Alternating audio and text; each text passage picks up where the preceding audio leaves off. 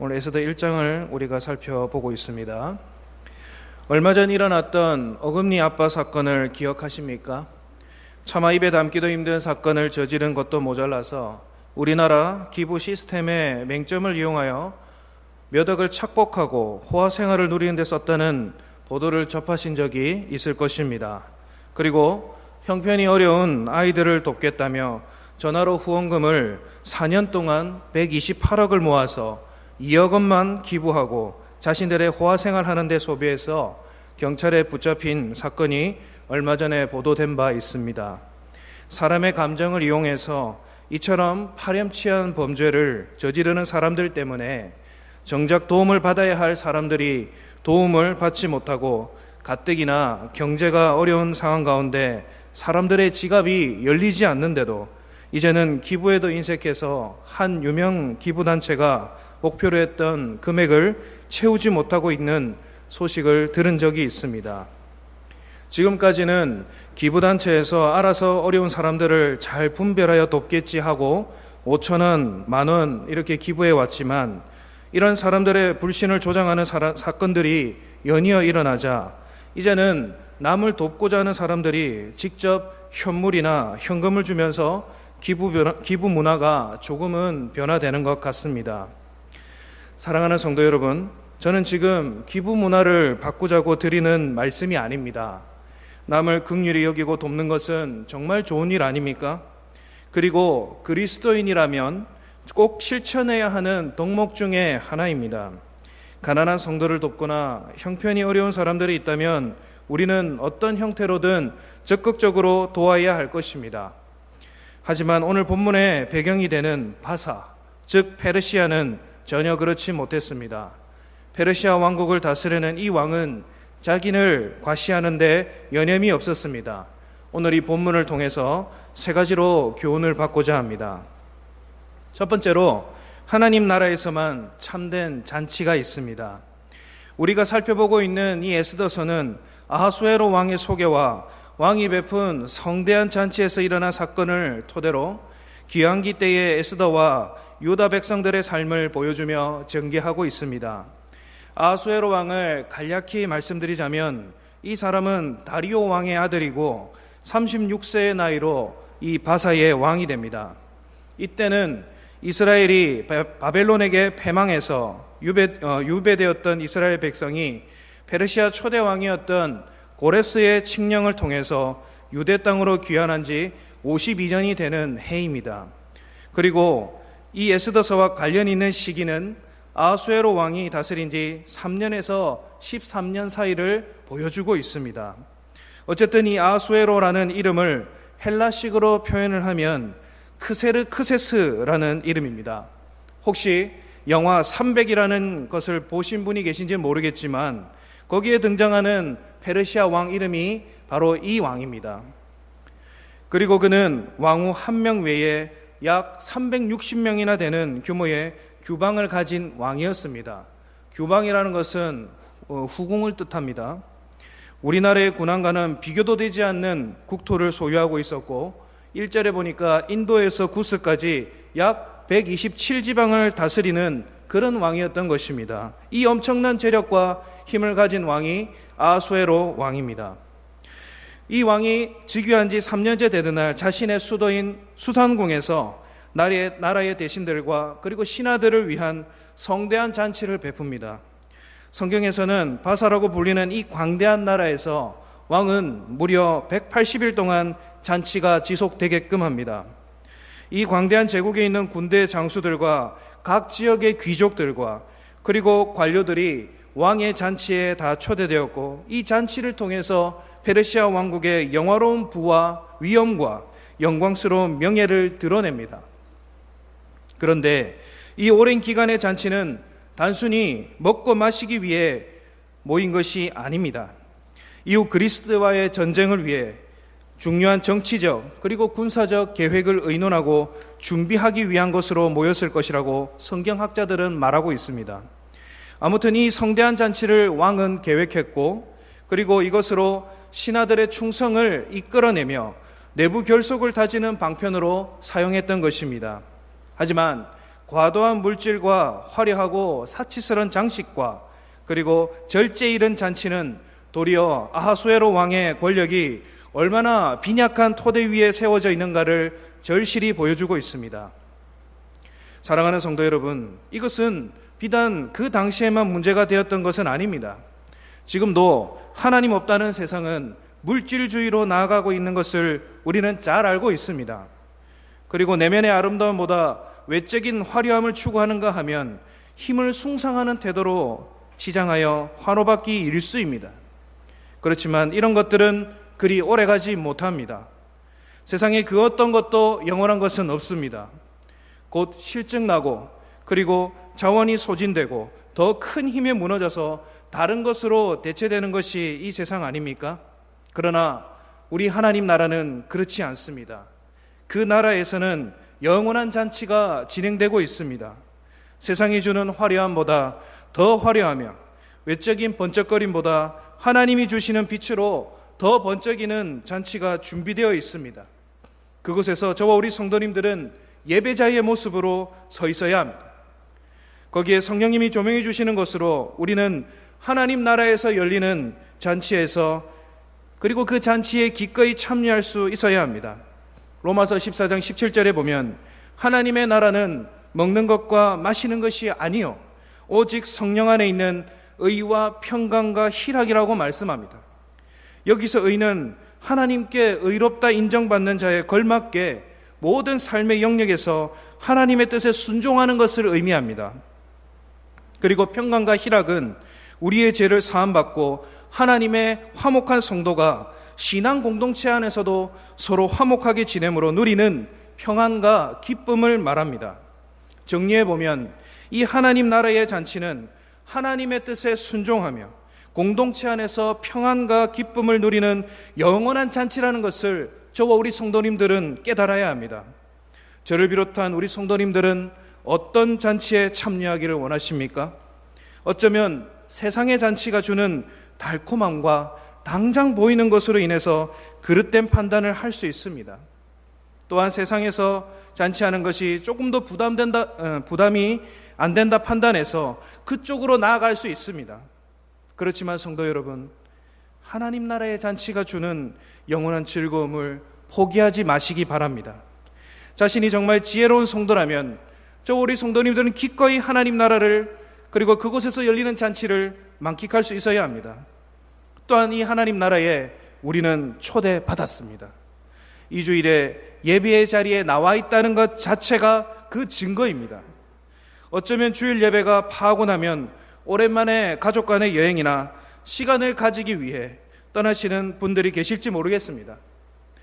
혹시 예배 후에 집에서 바야흐로 온전한 안식을 누리는 것을 기대하시는 분도 계실 것입니다.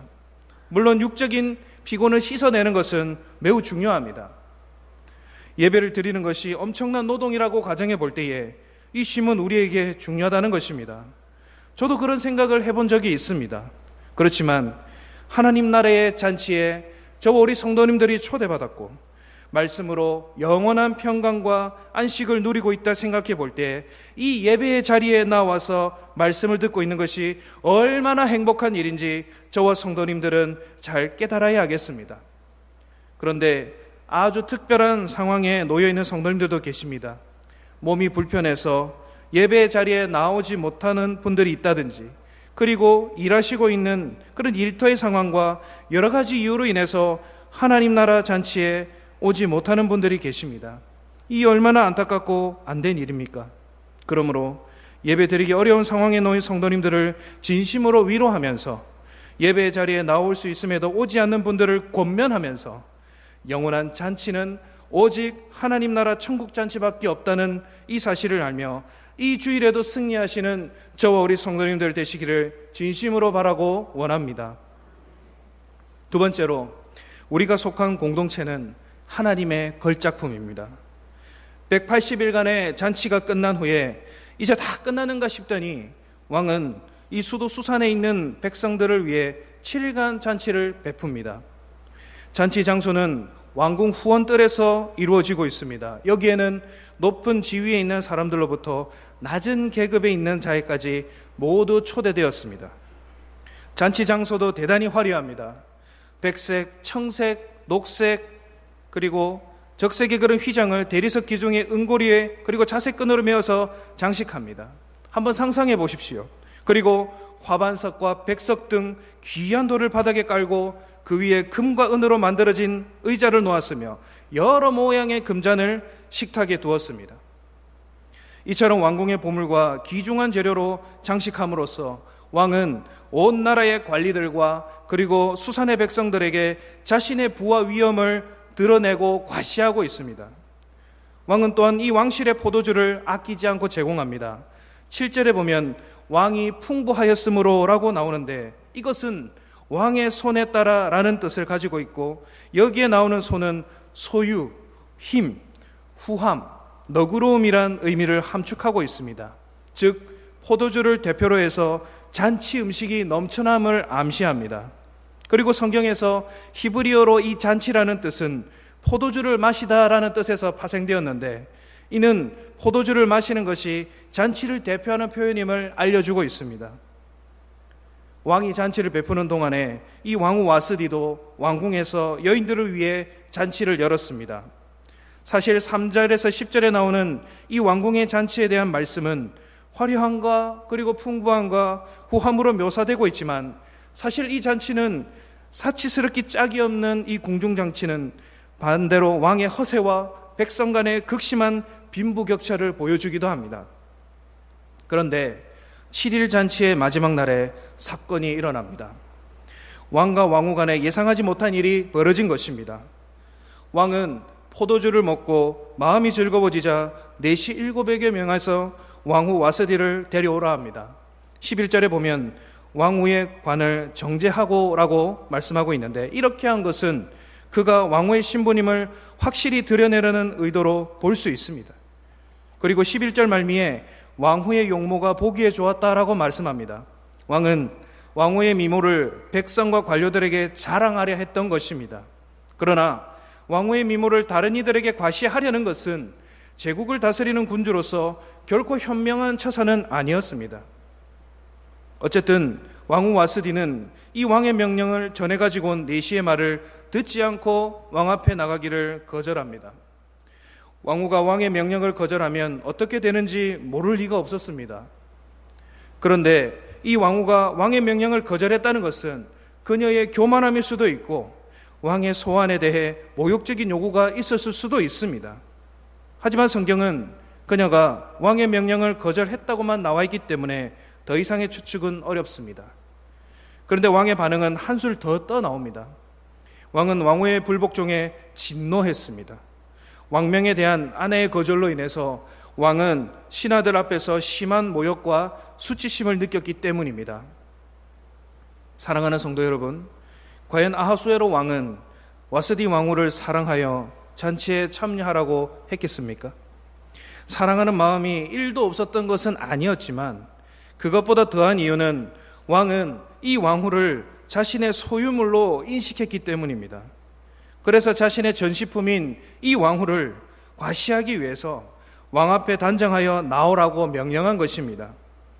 8절에 있는 모든 백성에게 포도주를 마시는 것에 대해 자유롭게 한 명령과는 완전히 다르지 않습니까? 이는 왕후를 철저히 무시한 것이라 볼 수 있습니다. 무려 127계도를 다스린다고 뽐내던 이 왕이 자신의 가정 하나 제대로 다스리지 못하고 있음을 오늘 말씀을 통해 분명하게 보여주고 있는 것입니다. 그러나 성도님들 오해하지 마시기 바랍니다.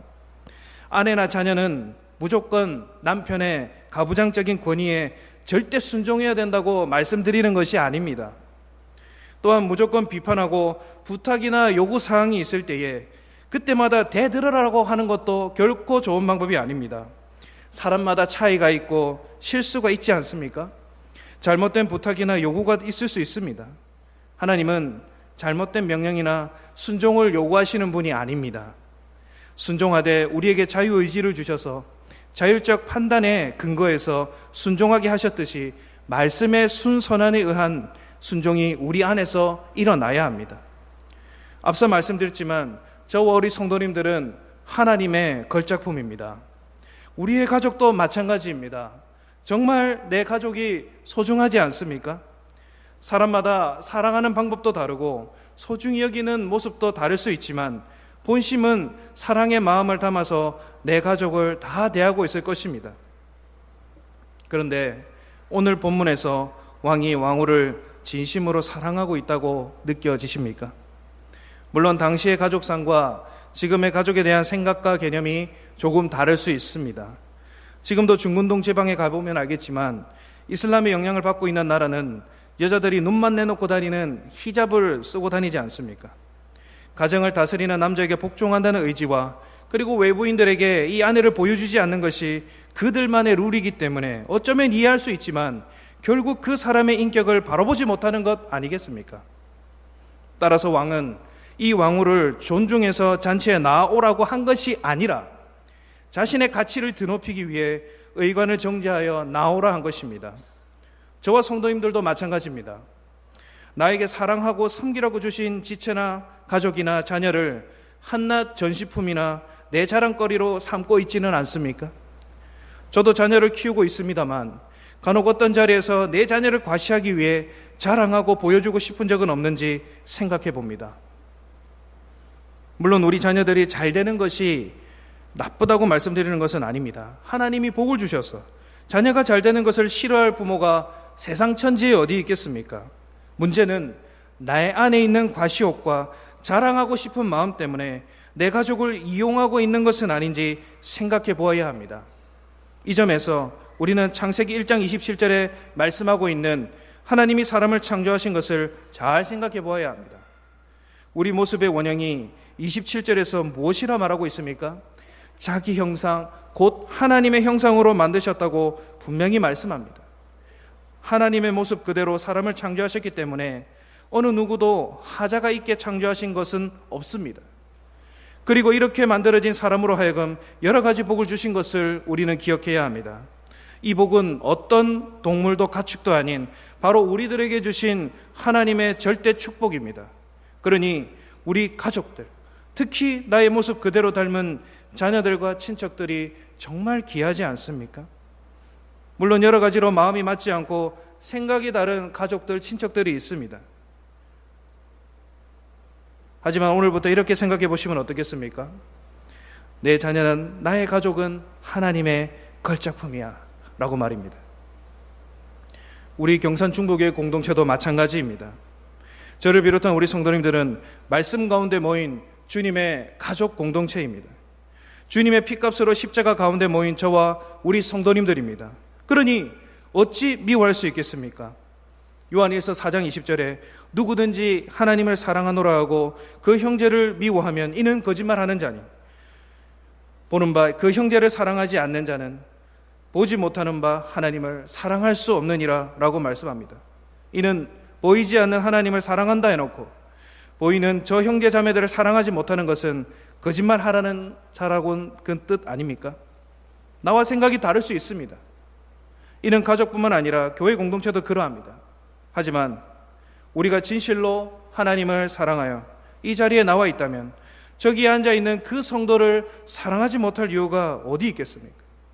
혹 제 문제가 아닌 이상 내가 용납하지 못하는 가족, 성도가 있습니까? 그렇다면 오늘 마음속에 저 사람은 하나님의 걸작품이에요, 저 집사님은 하나님의 작품이라고 생각해 보시면서 사랑하자 되뇌이는 저 우리 성도님들 되시면 좋겠습니다. 빅터 프랭클이라는 사람이 이런 말을 했습니다. 사랑하는 사람의 이름을 불러보라. 예상치도 않았던 힘이 솟아나게 될 것이다. 오늘 사랑하는 나의 남편, 나의 가족들의 이름을 한번 불러보시겠습니까? 시험에 들지는 마시기 바랍니다. 그러나 오늘 그의 이름을 부를 때에 정말 하나님이 주시는 그 사랑의 힘으로 나의 가족들 그리고 나의 공동체를 사랑하시는 우리 경산 중부교회 성도님들 되시기를 바랍니다. 그리고 마지막으로 그 하나님 나라에만 참된 질서가 있습니다. 아수에로 왕과 그리고 와스디 왕후의 잔치는 처음 시작은 화려하고 장대했지만 예상치 못하게 왕후의 폐위 결정으로 끝을 맺습니다. 왕은 와스디의 불복종 사건을 그냥 넘기지 않고 지혜로운 대신들인 현자들과 이 일을 논의합니다. 이들은 페르시아의 법률과 선례를 잘 아는 사람들로 왕 가까이에서 왕의 기색을 살피며 왕을 보좌하는 자들이었습니다. 그래서 왕은 어려운 문제에 봉착했을 때에 이들과 그 문제를 함께 논의하고 적절한 해결책을 구하곤 했습니다. 현재 이들은 왕의 현자들로 왕의 다음 첫 자리에 앉아있는 자들은 바로 바사와 메대와 7 지방관들이었습니다. 그래서 왕은 이 왕후가 자신의 명령을 이행하지 않았기 때문에 법률에 따라 어떤 조치를 취해야 되는지 묻고 있습니다. 왕이 당면한 문제에 이 7 현자들 중에 무무간이라는 사람이 나서서 해결책을 내놓습니다. 그는 이 왕의 부름을 거절한 왕후의 행위는 단지 왕에게만 잘못한 것이 아니고 온 나라의 관료나 백성들에게도 잘못을 행했다고 지적합니다. 이유는 왕후가 왕의 명령을 거절한 것이 세상에 알려지면 온 나라의 여인들도 남편의 말을 듣지 않을 것이며 이후에도 자기 소견에 옳은 대로 남편을 멸시할 가능성이 있다는 것입니다. 다시 말해서 이 무무간은 왕후의 소식을 접한 기부인들이 남편에게 복종하지 않을 것이며 이로 인해서 온 나라의 멸시와 분노가 일어날 것이라 예측합니다. 그리고 18절에 보면 오늘이라도 라는 표현이 나옵니다. 그는 이 왕후의 불복종 사건이 엄청난 파급력을 가질 것이며 빨리 퍼져나갈 것이라며 왕에게 경고하고 동시에 이 문제를 해결하는 것이 급선무임을 말합니다. 왕은 무무간의 제안과 해결 방법에 매우 흡족해야 합니다. 그리고 이 조서로 인해 나라의 기강이 잡혀질 것이라 긍정적으로 검토합니다. 하지만 무무간의 이 같은 발언은 오직 왕과 남자들만의 이익을 추구하는 편협하고 편향된 제안으로 보이는 것이 사실입니다. 아무튼 왕의 명령으로 온 나라에 이 조서가 반포되고 왕의 일은 거칠게 마무리됩니다. 사랑하는 성도 여러분, 오늘 본문에서 왕의 이 같은 행동이 정말 지혜롭고 용기 있는 행동이라 생각이 드십니까? 왕은 자신의 가정 문제 하나 스스로 해결하지 못해서 박사들에게 조언을 구하는 무능한 사람입니다. 그런데 문제는 왕에게만 있는 것이 아니라 박사들에게도 있습니다. 일개 가정 문제를 나라 전체의 문제로 확대 해석해서 논리의 비약과 근거 없는 추측으로 왕의 마음을 흔들고 왕의 기색을 살피면서 눈치를 보면서 왕이 보기에 좋은 말만 조언을 하고 있는 것을 볼 수 있습니다.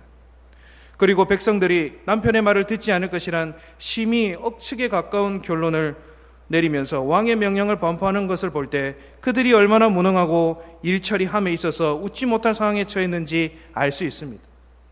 성대한 잔치와 넓은 영토가 있었지만 실제 이 바사 제국은 분별력도 없고 결정 내릴 능력도 없는 이 왕과 그리고 음모와 술수로 조언하는 신화만 가득한 무능한 나라였던 것입니다. 한마디로 질서가 없는 나라입니다.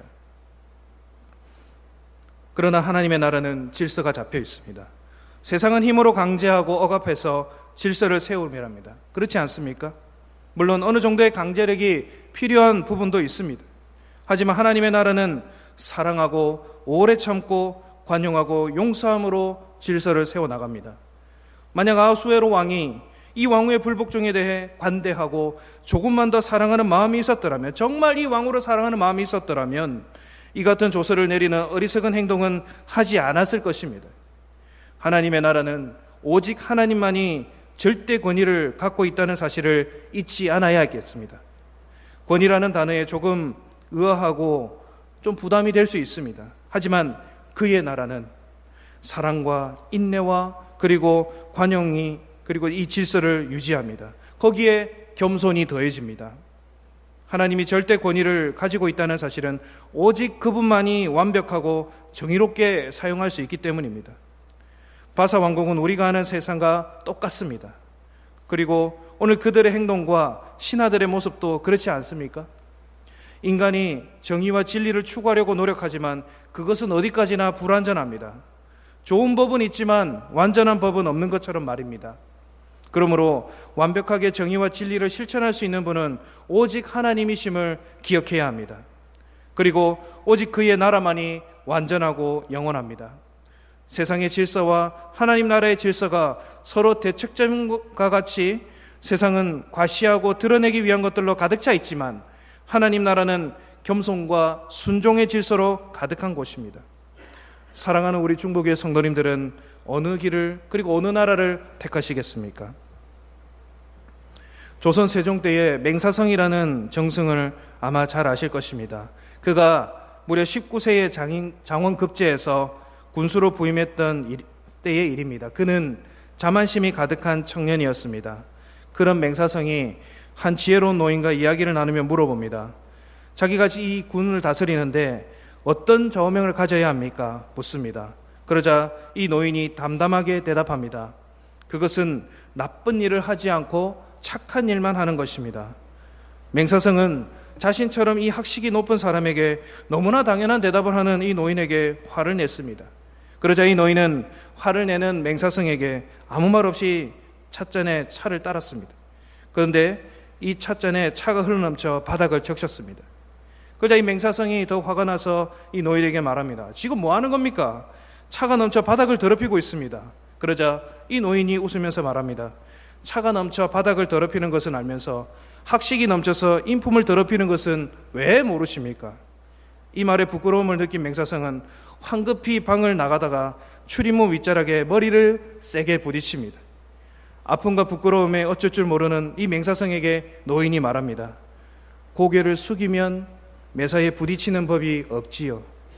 맹사성은 그 일로 깊이 깨닫고 그 후에 자만심을 버리고 청백리가 되어서 후대에 이름을 남기는 정승이 되었습니다. 사랑하는 여러분, 오늘 이 본문을 통해서 우리가 볼 수 있는 것이 무엇입니까? 왕은 아주 화려하고 그리고 성대한 잔치를 열며 자기를 과시하고 있습니다. 하지만 그 끝이 왕후를 폐위하는 것으로 끝이 납니다. 오직 우리 하나님 나라에만 온전한 잔치와 질서가 있다는 것을 기억하시기 바랍니다. 그러므로 오늘도 정말 그 나라를 바라보면서 늘 겸손하고 그리고 주님 앞에 바로 서는 우리 모든 성도님들 되시면 좋겠습니다. 또한 내가 사랑하는 가족들이 있습니까? 내가 정말 사랑해야 되는 공동체의 지체가 있습니까? 정말 그들을 진심으로 사랑하며 섬기며 그들을 위해서 헌신하는 우리 중부교회 성도님들 다 되시기를 진심으로 바라고 원합니다. 우리 다 같이 찬양하겠습니다.